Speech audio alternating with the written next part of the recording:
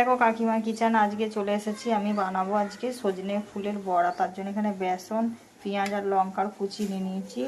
আমি সজনের ফুলগুলো ভালো করে বেছে আর ধুয়ে নিয়েছি। এবার আমি এর সঙ্গে ভালোভাবে মাখিয়ে নেব আর দিয়ে দেবো অল্প ধনে পাতা আর পরিমাণ মতো লবণ। এবার আমি ভালোভাবে এটাকে মেখে নেব। এখানে আমি 10-15 মিনিট এমনিভাবে মেখে রেখে দেব। দেখো কড়াইয়ে তেল দিয়ে নিয়েছি।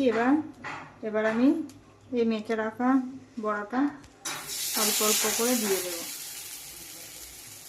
আর গ্যাসটা আমি স্লোতে রাখবো। এভাবে বড়া বানিয়ে সজনে ফুল দিয়ে খেয়ে দেখো। দেখো বন্ধুরা, আমার সজনে ফুলের বড়া পুরো রেডি। এভাবে বানিয়ে খেয়ে দেখো, খুব সুন্দর লাগবে খেতে। আর এখন তো সজনে ফুল সবসময় পাওয়া যাচ্ছে। ঠিক আছে, এবার আমি নামিয়ে নেব। দেখো কাকিমা কিচেন আজকে চলে এসেছি। আমি বানাবো আজকে সজনে ফুলের বড়া। তার জন্য এখানে বেসন, পেঁয়াজ আর লঙ্কার কুচি নিয়ে নিয়েছি। আমি সজনের ফুলগুলো ভালো করে বেছে আর ধুয়ে নিয়েছি। এবার আমি এর সঙ্গে ভালোভাবে মাখিয়ে নেব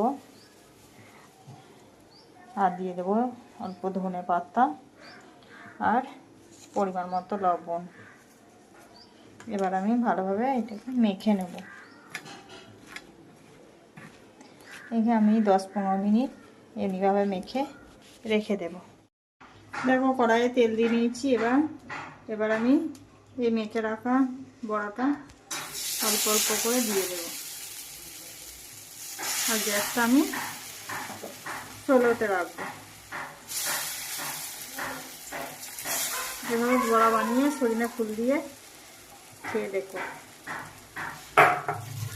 দেখো বন্ধুরা, আমার সজনে ফুলের বড়া পুরো রেডি। এভাবে বানিয়ে খেয়ে দেখো, খুব সুন্দর লাগবে খেতে। আর এখন তো সজনে ফুল সবসময় পাওয়া যাচ্ছে। ঠিক আছে, এবার আমি নামিয়ে নেব।